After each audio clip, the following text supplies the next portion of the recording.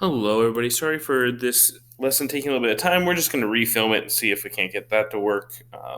Just had some problems with uploading it, the other video that we had. So let's just try all over again and try something new. Today, what we're going to do is we're going to do the last lesson in our sequences and series. We're going to do applications or word problems, same idea. Before we get started in that, though, I'm just going to take a moment to write out all the formulas we learned during this part of the unit and talk about these formulas and give you some hints on how to choose a formula. The first thing that we learned was how to solve for a term. So T of n is looking for a term. The very first formula we had was T of 1 plus and then n minus 1 times d. We have another term finder, so we have another T of n. This one is T of 1 times r and then n minus 1 in the exponent. So these two formulas find terms. So if you were like, what's the 10th term? This is the formula. These are the formulas you'd use. The difference in these formulas and knowing which one to pick is whether you're doing things that have a difference or things that have a ratio. Remember, difference means that you're doing an arithmetic one. A ratio means that you're multiplying to get from term to term. That means geometric. This one's adding. Okay, that's the difference between which one of those do I use if I'm finding a term. I have to decide, do I have arithmetic, or do I have geometric? Am I adding or am I multiplying? And then you can pick which one of those term finders works best for you. We then have four other ones that are S of n. S of n means the sum, so that means you're adding things up in a question. We have two that have the letter D and two that have the letter... Oh, actually, I have one. Sorry. Let me write them out here. N 2t1 plus and then n minus 1 and then d. Awesome. Okay, these two are your arithmetic ones. So those were the ones we learned early on. It was like, okay, you have a sequence like 2, 4, 6, 8. It's going up by twos, and then you're trying to add all those numbers up. These are the two formulas you'd use. Both do the same thing. So if one formula seems easier for you for a certain question, use that formula. If the other formula seems easy on a different question, use that formula. They both are doing the same thing. So as long as you have enough info to use the formula, feel free to use whichever one you want. The next two are for geometric series, meaning that I'm multiplying to get from one number to the next. The reason I know these are the geometric ones is because they have the letter R in them. And R means that's the ratio in which I'm increasing or decreasing. So that tells me right away, oh, this is for geometric series only. So we have R times T of n minus T1 and then R minus 1. I'm going to clean that up a little bit. Those are my geometric series.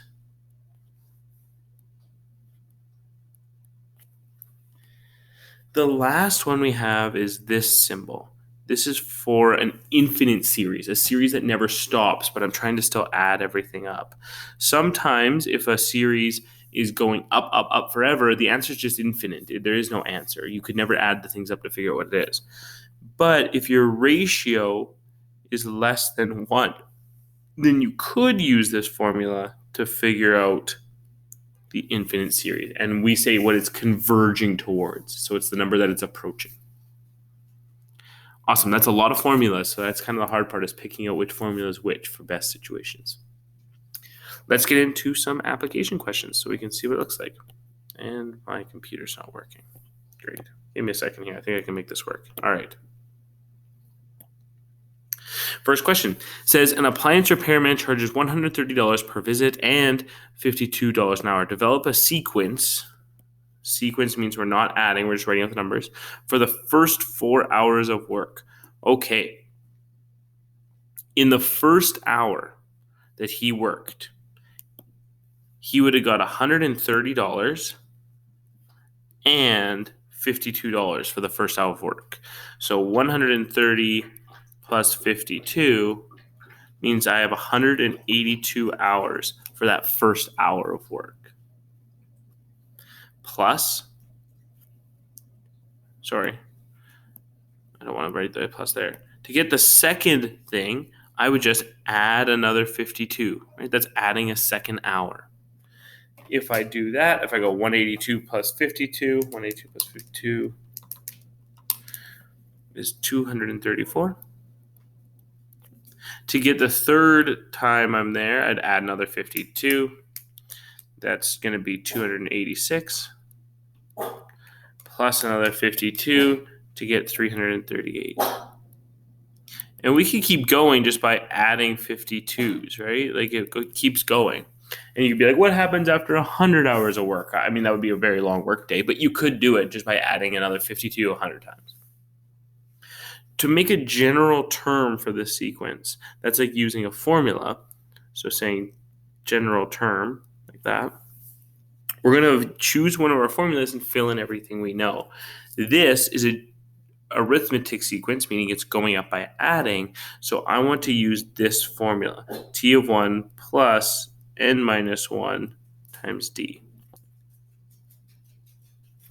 So for us, if you wanted to figure out the general term, we would have t of n equals the first term, which is 182, plus n minus 1. We don't know what n is because it's the general term. And then times 52, because that is my d value. I'm going up by 52s. The last question says, what would be the charge on the 9th hour of work? What they're saying here is what's t of 9.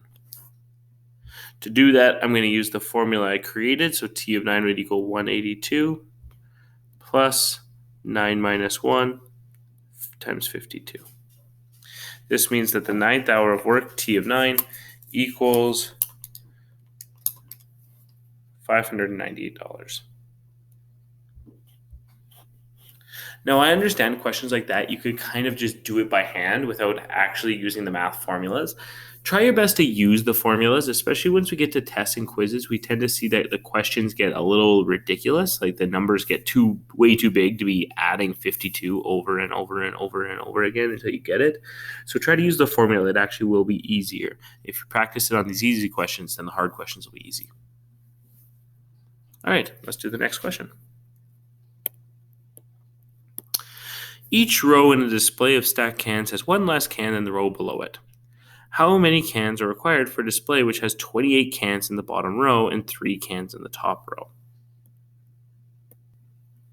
So when we have this question, let's try to just write out as much info as we have. Each row in a display of stacked cans has one less can than the row below it. That tells me I'm subtracting 1 from row to row. That's actually telling me my d value is -1. And I'm going down by 1 every single time. How many stacked cans are required for a display which has 28 cans on the bottom row? The bottom row, I'm going to say, is my first row, t of 1. So the first term is 28. And 3 cans in the top row.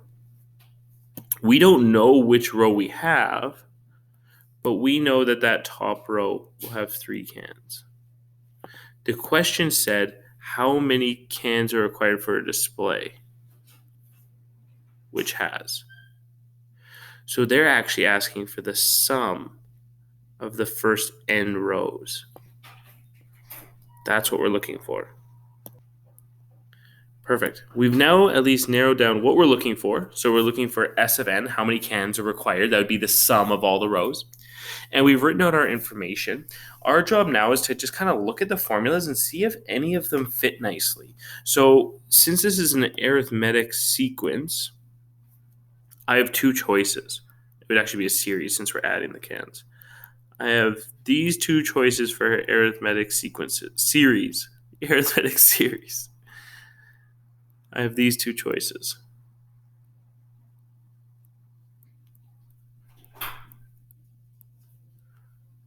And when you're looking at these 2 choices, you'll notice that we don't actually have enough information to do either of them. The first equation requires me to know n, which I don't know, t of 1, which I do know, t of n, which I do know. But I'm missing n, so that's no good. The second formula requires me to know n, which I don't know, t of n, which I do know, n again, which I don't know, and d, which I do know. So you could pick either formula and you still get in the same stuck place of what is n. Then once you've figured out n, you can choose either one of these formulas and be fine. The first formula looks easier to me, so I'm just going to use that formula. I'm not going to use that second one. If you prefer that second formula, then more power to you. Feel free to use that formula.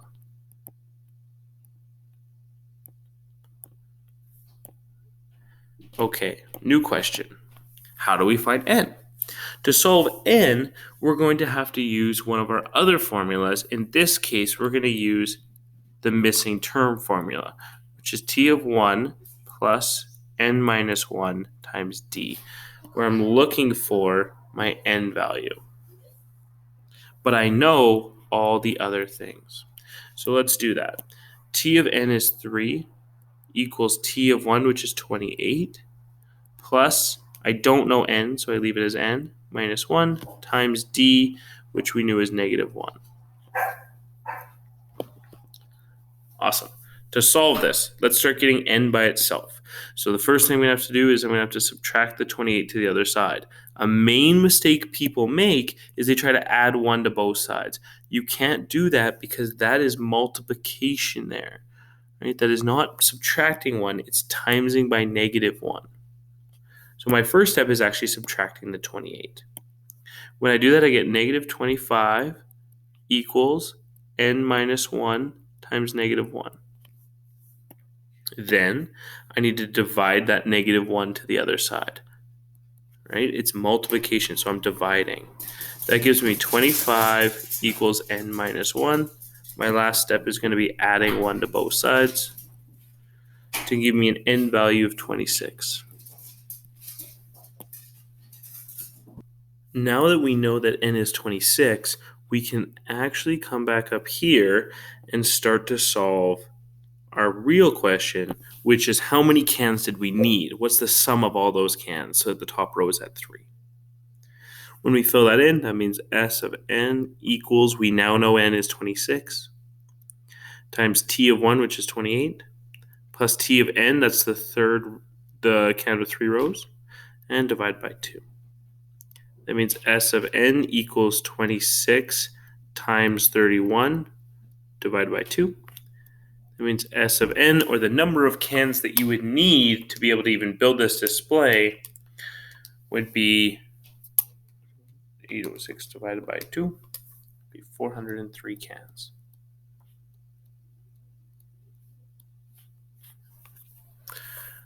It's a lot of cans. I think we did this question last semester, and we actually did it with Hunter's Red Bull collection, because he's got like a whole wall of Red Bulls. So we tried to figure out how many cans he would need. It's a lot of cans. Okay, let's move on to the next question. This one, Lexi, mowing grass. So it says Lexi had a job mowing lawns for 8 weeks in the summer. She started with 5 customers in her first week, and each week after that, she had 2 more lawns to mow. How many lawns did she mow in her 8th week? Okay, actually, just take a minute, pause my video, see if you can figure out what they're asking for. Right? I mean, mathematically, which formula are they asking us to use, and what are they looking for? Awesome. Hopefully you did that. It says Lexi had a job mowing lawns for 8 weeks in the summer. She started with 5. That means T of 1 equals 5, right? Her first week she had 5. And each week after that, she had 2 more lawns. That means she was adding 2 every time. They told me that D equals 2. The question, how many lawns did she mow in her 8th week? That means we're looking for T of 8. Where n equals 8. So I'm looking for T of 8. When you're looking for a term, your choices of formulas are very minimal. The only choice you really have here is to do t of 1 plus n minus 1 times d. The other t of n formula has the letter r in it. R is for ratio. That's for multiplication questions. This is an adding question. I'm adding 2 every single ln. So this is the only formula I really logically could choose right now. Let's go ahead and start filling it in. So it means t of 8 equals t of 1, which is 5, plus 8 minus 1 times d, which is 2. T of 8, if you put that into your calculator, you're doing 5 plus 14, you should get 19. It means there was 19 lawns in her 8th week. Perfect. The last question, how many lawns did she mow in the summer? So total in the summer was 8 weeks long. So what you're looking for is the sum of all her work after 8 weeks, S of 8. You know T of 1, D, and T of 8. So my suggestion would be that we try to use this formula, which is the sum of a series equals n times the first term plus the last term, and then divided by 2. The reason you want to use that formula, one, it's smaller. The second reason why is because I have all that information. I know n is 8. It's the 8th week. I know t of 1, the first week she had 5. And I know t of 8 now is 19. So I can easily just punch in all that information. Sorry, I'm not going to put s of n. I'm going to put s of 8 because there's 8 weeks in the summer. Equals 8 times t of 1, which is 5 in the first week, plus t of 8, which is 19 lawns in the 8th week, and then divided by 2. Put that in my calculator. It will tell me that the number of lawns that she mowed throughout the summer, so if you add it every week together, would be 96 lawns. That's pretty good.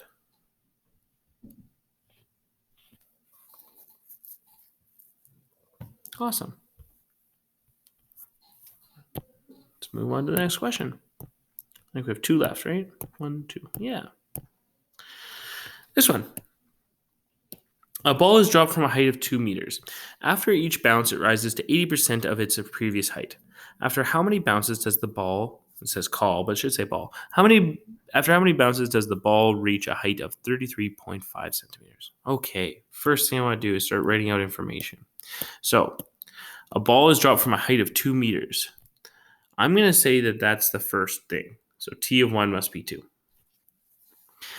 After it bounces, it rises to 80% of its previous height. What that means is that if you took the height and you multiplied it by 0.8, that would tell you the new height. The 0.8 equals 80%, right? We just changed it to a decimal. What they just told you was how to get to the next number. They told you to do it by multiplication, which means they've told you your R value is 0.8. This is in a geometric series or sequence, depending on how we want to look at this, where R is equal to 0.8. Awesome. After how many bounces? That means you're looking for N. Does the ball reach a height of 33.5? That means T of N equals 33.5. Now, there's a major problem we have here, and that major problem is our units. This started at 2 meters, and then it changed to centimeters. You have to always have your units in the same, right? They have to all be centimeters, all be meters, one or the other. Those of you who are taking physics, this makes lots of sense to you because you're like, yeah, everything has to be the same or else you can't do your conversions. So what we're going to do is instead of saying T of 1 is 2, we're going to say it's 200 because 2 meters equals 200 centimeters. Awesome. Now we can do our question. So I'm looking for N. I have T of 1, I have R, and I have T of N. So in my opinion, the best formula to use would be this one. T of n equals T of 1 r n minus 1. The reason I like that formula is because I know T of n, I know T of 1, I know r. The only thing I'm looking for is n, and if I only have one thing I'm looking for, it's kind of easy to work with. So this is what I'm going to do. To solve this, I'm going to start plugging everything in. So we'll start with T of 1. That's the first bounce, or the first height of the ball, which was 200 centimeters, equals T of, it's T of n, not T of 1, 33.5 centimeters, equals T of 1, which is 200 centimeters, times r. I like to put brackets in there, so this is 0.8 in the brackets, and then n minus 1. If you remember, we practiced a few of these a couple lessons ago. Our first step was to try to get this power by itself by dividing 200 to the other side. So I'm going to divide 200 to the other side.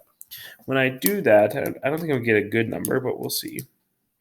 Yeah, 0.165. That's not too bad. 1675 equals 0.8 to the power of n minus 1. Now, we've gotten this problem before where we had to try to solve for an unknown, which is in the exponent. And to do that properly, you should use something called a logarithm. You won't learn that till next year. All right. This year, what we do is we just kind of do some guessing and checking. So I'm going to put 0.8 in my calculator to the power of 5. And I'm going to see what that equals. So 0.8 to the power of 5 equals 0.32768. What I want it to equal is 0.1675. That is not the right answer, so I'm going to try another one. I'm going to try 0.8 to the power of 7 and see what that gets me. And I'm literally just doing some guessing and checking until I get the right answer. That's 0.2097152. That is not the right answer. I'm going to try 0.8 to the power of 8. And I'm really close, but I'm not quite right. I'm going to try 0.8 to the power of 9. And I'm closer. I'm going to actually write these numbers down. 0.167777216. And this one is 0.134217728. Okay. When we look at these answers, and we have to use whole numbers, right? Because it was a bounce. I can't have a part of a bounce, so I have to have a whole bounce. This one is way further off than this one. I think it's safe to say that there was just some rounding difference. Like these two answers are basically identical to the nearest thousandth, which is pretty darn good. On your test, it would be the exact same. It'd be the right answer. So don't worry about this rounding. But in this case, we're just going to assume that 8 works, and it was just a little bit of a rounding error. What that means is that n minus 8 must equal 8, which means if you added 1 to the other side, n is 9. That means it took 9 bounces for this ball to be at a height of 33.5 centimeters. If you don't remember how to do the finding of the exponent like that, it's literally we're just guessing and checking. But if you pop back about 2 lessons, we talked more in depth about it. Awesome. Let's move on to our last question. The cost of an annual magazine subscription is $20 this year. The cost is expected to rise by 10% each year. What will the cost be 6 years from now? So we read the question, and now let's write out some information. So the cost of an annual magazine subscription is $20 this year. I'm going to say the first year is $20. The cost is expected to rise by 10% each year. That means if I wanted to figure out what next year was going to cost, I would multiply, and not by 0.1, but by 1.1. This means that I still pay, the first one represents 100% of last year's. This represents the plus 10%. What they've told us is that to get from one year to the next, we're using a ratio of 1.1. I'm multiplying. Awesome. Let's keep going. Then it says, what will the cost be 6 years from now? So they're asking for t of n. Really, they're asking for t of 6, which you don't know, but you do know that n equals 6. That means 6 years from now.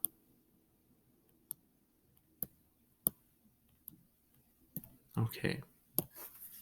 To do this question, we want to figure out t of 6, and I'm using the letter r. So the only formula that really sticks out as making sense to do is that one. If I look at my info, I have all of it. T of n, I'm looking for that. T of 1 is 20, r is 1.1, and n is 6. So I can literally just plug in all my information and then calculate. The hard part about this question, honestly, if it's on a test, is figuring out that the 10% increase is 1.1. If I put that in my calculator, we have 1.1 to the power of 5, right? 6 minus 1 is 5. And then times that by 20. And you should get 32.21. That would be the cost 6 years from now. Perfect. A big mistake people make is they try to put this all in their calculator once, and they don't turn that to equal 5. And with the older calculators, your calculator might just mess up with that exponent when you're putting 6 minus 1 instead of just putting 5. Wonderful. I hope you guys are all doing well. I also hope that this video works because the last couple for this lesson didn't. I don't know why. So fingers crossed. You will have a test that you can write any point this week. I hope you're all doing well. Give me a call if you need anything. Shoot me an email, whatever you need to do. Take care of yourselves. Best of luck this week.